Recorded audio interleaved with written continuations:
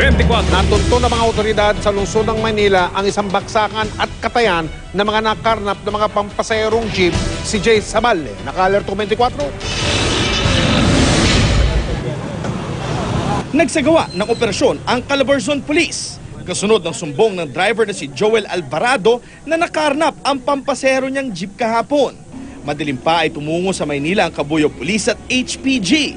Kasama ang naarestong sospek kahapon na si Russell Aguilar para ituro ang iba pang kasama. Si Aguilar ang itinuturo ni Alvarado na kumuha ng kanyang papaserong jeep. Kung pwede raw ako maarkila ng lipat bahay. Ayun, sabi ko, pumayag ako. Sabi ko, magkano bang babayad mo sa akin? 1,500. Malapit lang ka mo, sabi niya sa akin.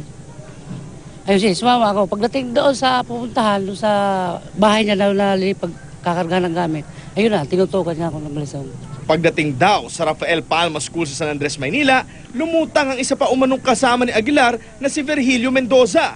Kaya natunto ng isang junk shop at katayan sa Onyx Street. Hindi ko naman alam nga kakarnap to eh. Pag-utusan lang ako, bibinta mo, yun lang akin. Sino nag-utos sa'yo? Sila kagawad Eric. Puno ng CCTV ang lugar at nagkalat ang iba't ibang pyesa ng sasakyan. Wala na ang may-ari na isang kagawad ng barangay.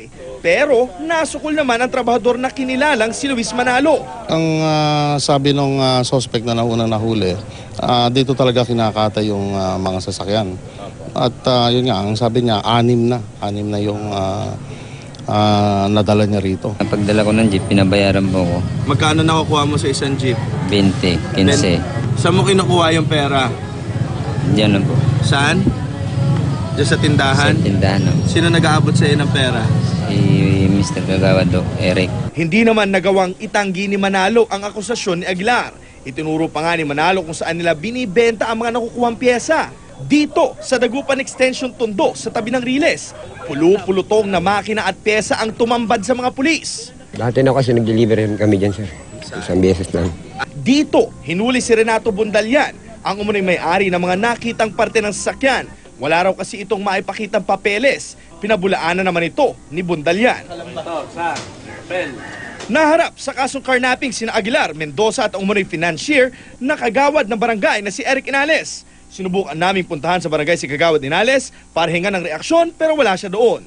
Paglabag naman sa anti-fencing law ang haharapin ni Manalo at Bundalian. Jay Saballe, naka-alerto 24.